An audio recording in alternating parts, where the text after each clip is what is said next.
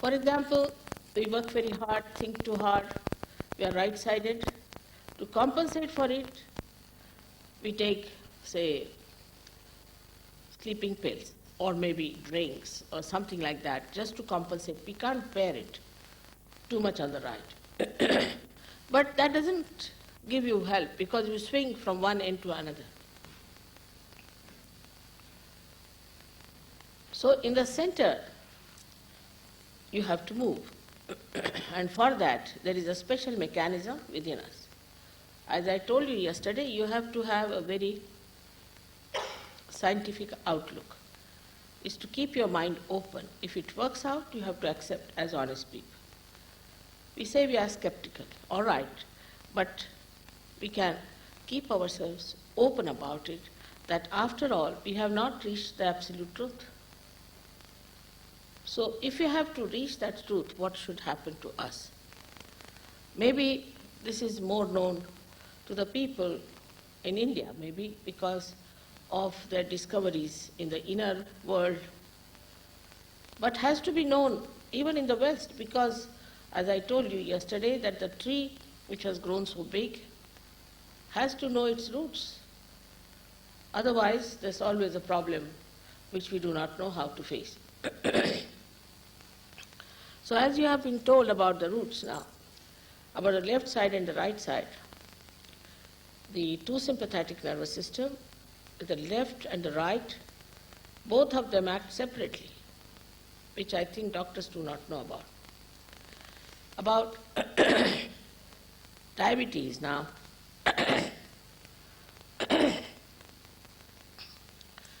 It's too much talking on me, imbalance.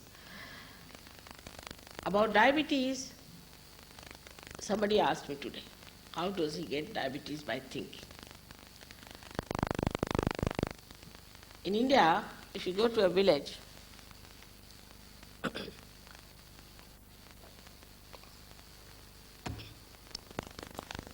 they'll ask you to take some tea and you just can't take it because the sugar is so much that the spoon has to stand at right angle. And none of them get diabetes, none of them. But our bureaucrats in India, all of them get it. Also the politicians. The reason is they think too much, they plan too much. They are very right-sided. Now, which center does the right side work is the second center, which we call as Swadhisthana.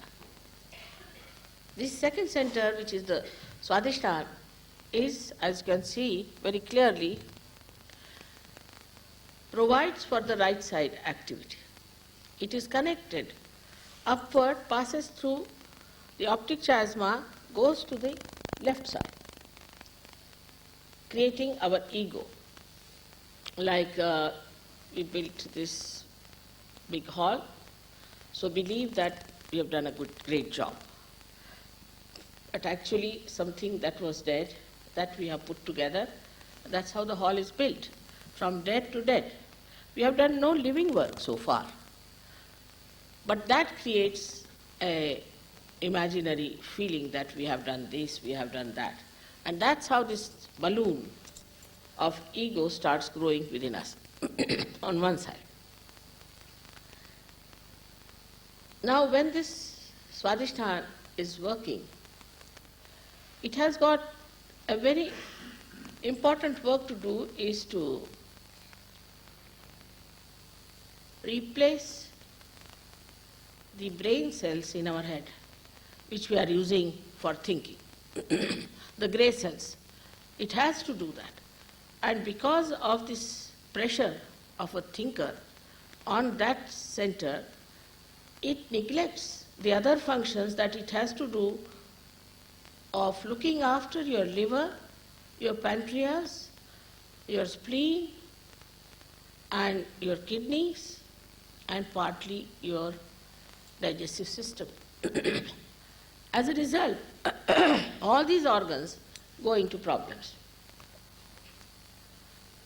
One of them is the pancreas, which causes what we call diabetes. Liver goes out of order. When liver goes out of order, then the heat rises in your body. From liver it rises higher, goes upward and catches on to the right heart center, as we call it, which gives you a disease called asthma. Asthma can be easily cured if you can look after your overactive liver. It becomes overactive because it has very limited energy and it has to do its job of expelling poison from your body into the bloodstream. But it has no energy to do that, so it becomes overactive. And such a person cannot also release all the heat of the body into the bloodstream, so the heat starts passing over. So much so that it can reach heart and a person can get a massive heart attack. In young age, supposing some people who are playing tennis and smoking, all out to destroy themselves in a way, I should say, or some very strenuous game with that smoking and drinking and pressurizing themselves, get a very fatal heart attack, a massive heart attack, because they have gone into a complete out of balance situation. Now, at the same time, the most dangerous thing that can happen to us because of this center is that we get a horrible disease called blood cancer. Blood cancer comes to us because of the spleen getting out of order or imbalanced. The spleen is a speedometer in us, or as we can say it's a rhythm keeper. It keeps our rhythm of life. But we are all the time out of rhythm. We sleep at any time, get up at any time, and any kind of emergency that comes in, this organ has to supply red blood corpuscles, RBCs, for the emergencies. Any emergency rises. For example, you are eating your food, and then suddenly you have to run. Then what happens? That you get pain here in the stomach, this side, because your spleen has started producing RBCs quickly. But we are all the time in tensions. All the time we are very hectic. We get up in the morning, first thing we do, horrible thing, is to read newspapers. In the newspaper they never give good news. Always has to be something sensational, challenging your spleen. Then the spleen, poor thing, starts excreting or creating more RBCs. And when that happens, the person who is doing all these things does not realize that already he has tortured this poor spleen. Again he goes into another hectic life. For example, he may just jump into his car, he has to go to his office, then he sees the jam and then he gets very upset because he gets late in the office, then the boss shouts at him, something like that. All the time there's an emergency, a time-bound life, and all the time people are running up and down in a very hectic manner. And this hectic manner makes this poor spleen really crazy. Doesn't understand what's the matter with this gentleman. Why is he behaving like this? Then the vulnerability is established.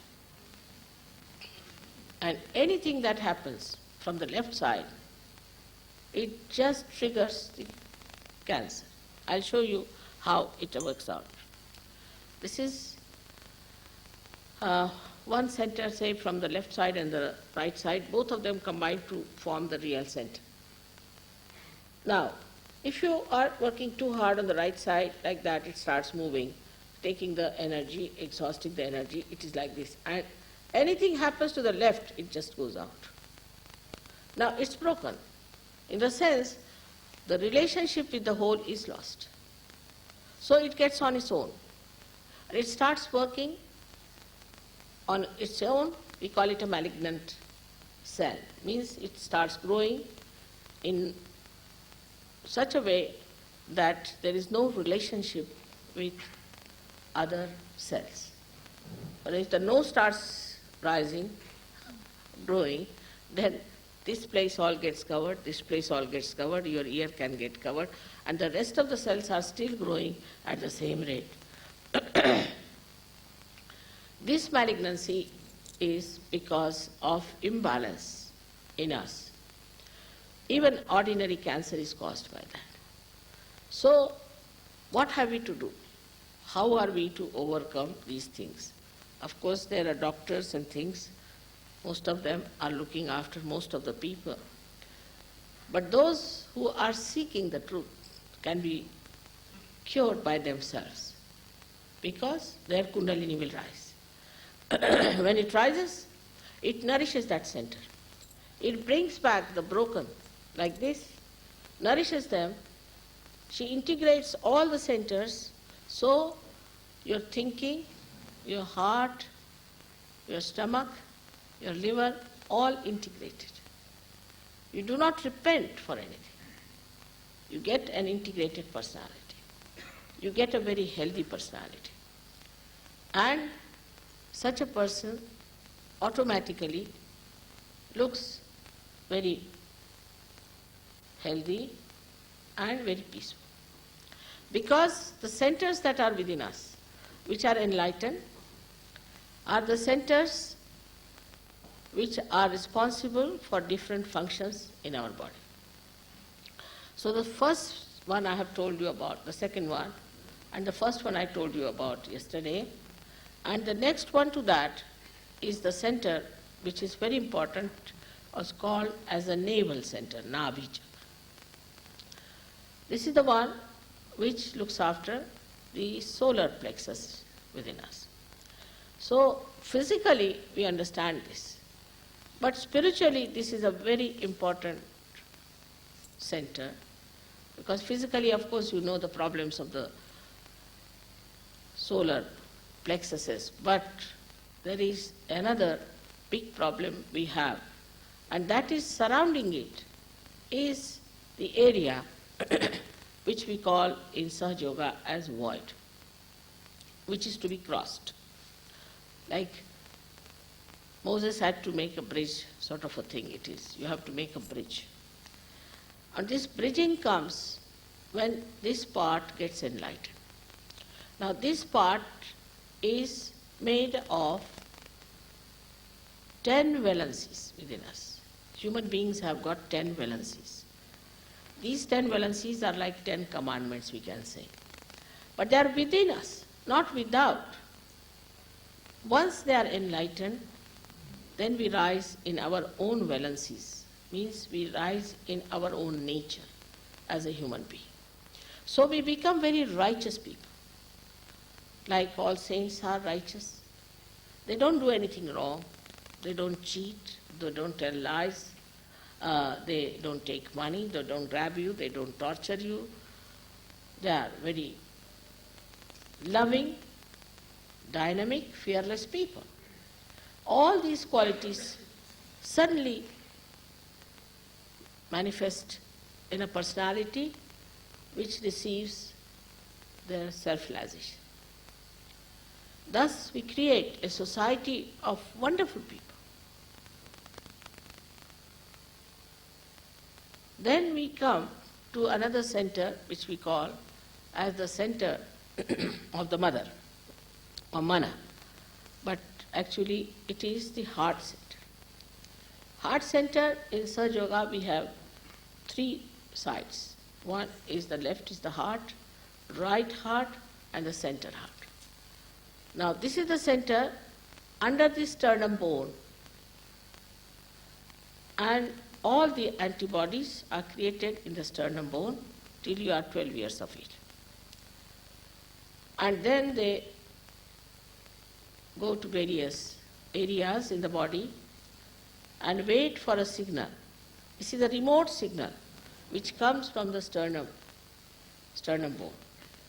Now those people who suffer from insecurities, especially women, if they suffer from some insecurities from their husbands, or if their motherhood is challenged, then they develop a very horrible cancer of the breast. If they are insecure from their husbands who are not loyal to them, or some sort of a problem is there, then the women may develop this breast cancer. Because of this center being absolutely dislocated due to insecurities. Whenever we see anything facing us which is dangerous, immediately our sternum bone starts vibrating. Those vibrations are remotely caught by the antibodies and they get ready to fight the diseases. But when the connection is lost and the cells become malignant, antibodies also get tired fighting it.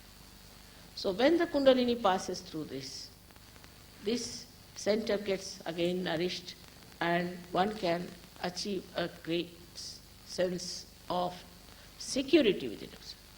Very great sense of security. He feels absolutely secure. Then the same, the same Kundalini rises up to the center we call as Vishuddhi. This center is the one which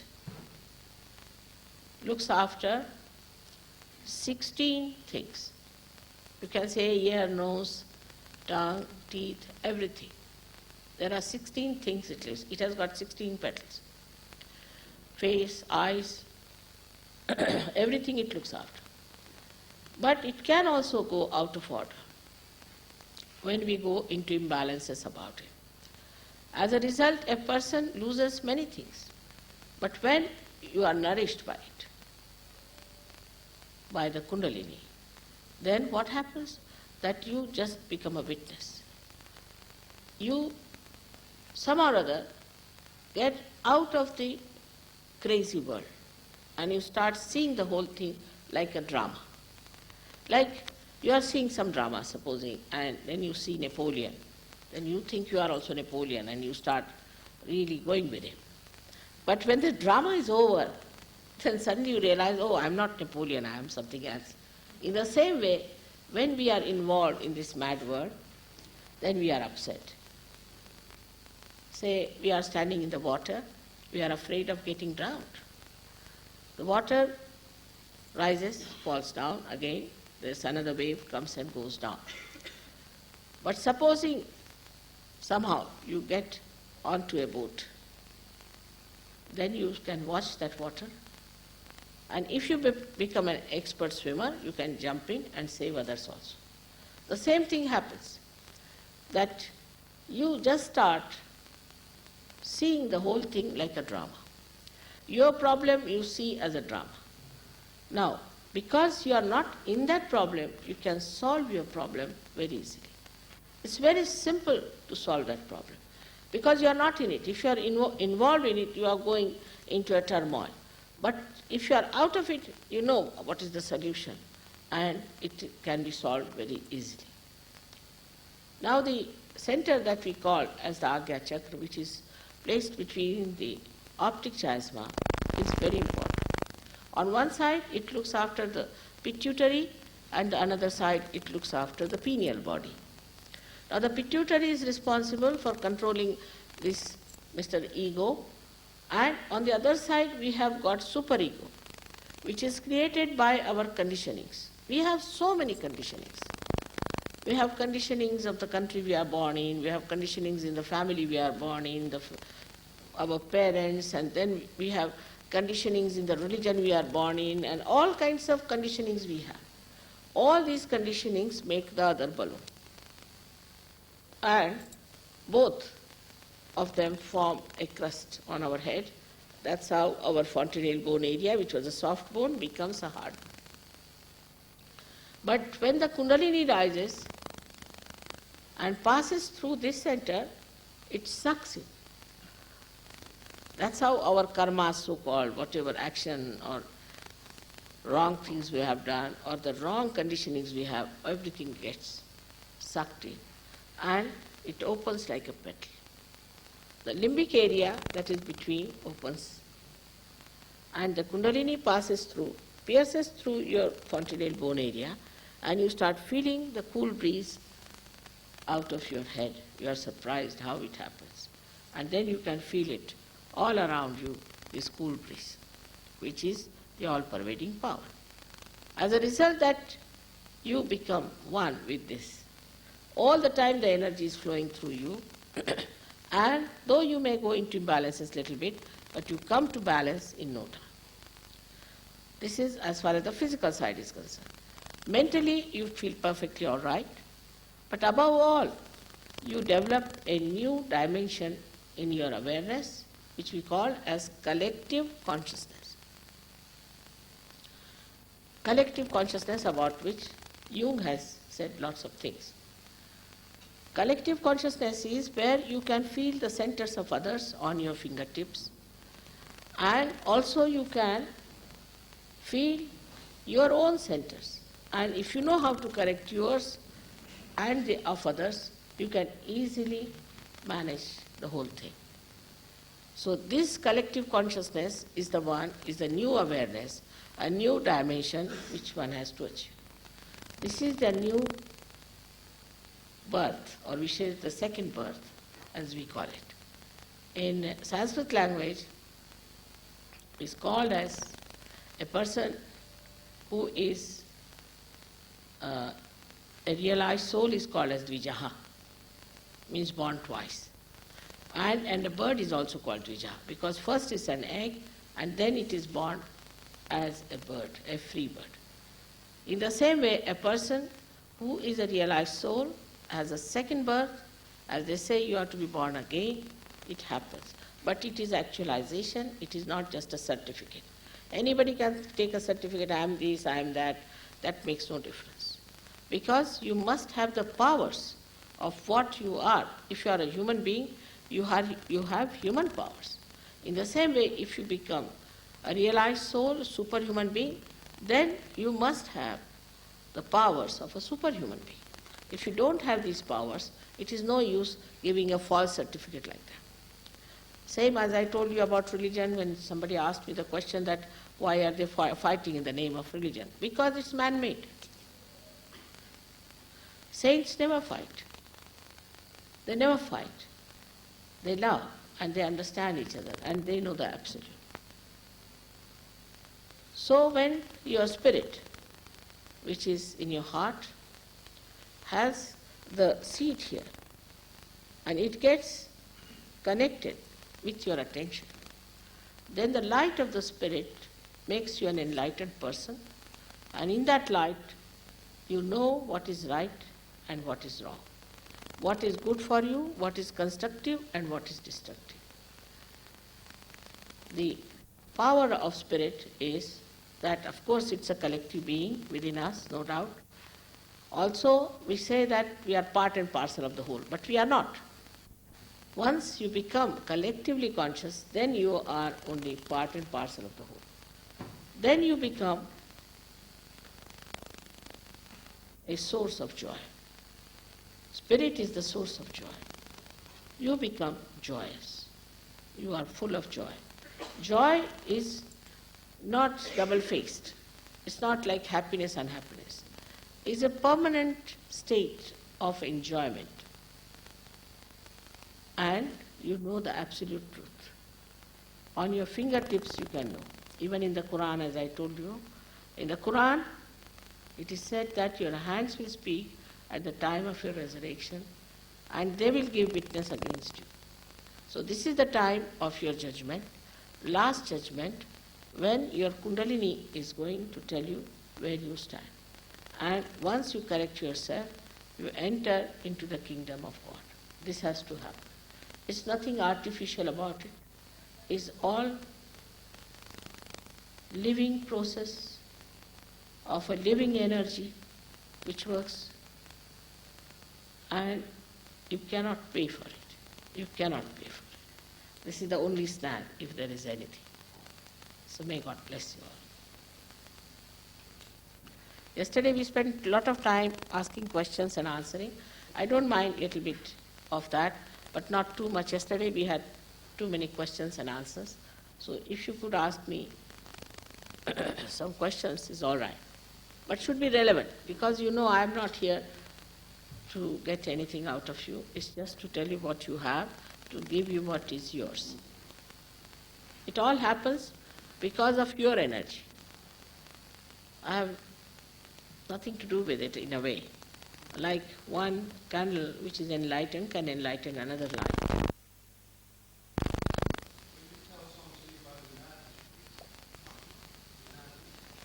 Could you tell something about the nadis? Nadis. You didn't tell them. He told me he has already talked to you. The left one is known as the Ida Nadi, which caters to the left side. The right one as the Pingala Nadi, which caters to the right side. The central one is known as the Sushumna Nadi. Also, there are many other details about it, which once you come to Subha Yoga, you'll know a lot of. It's too much really, because I must have given at least 3,000 to 4,000 lectures in English language itself, and they are all on the tape. You can always listen to them. Knowledge is like a vast ocean, and the source of knowledge is your spirit. So once you are realized, you will be able to understand everything.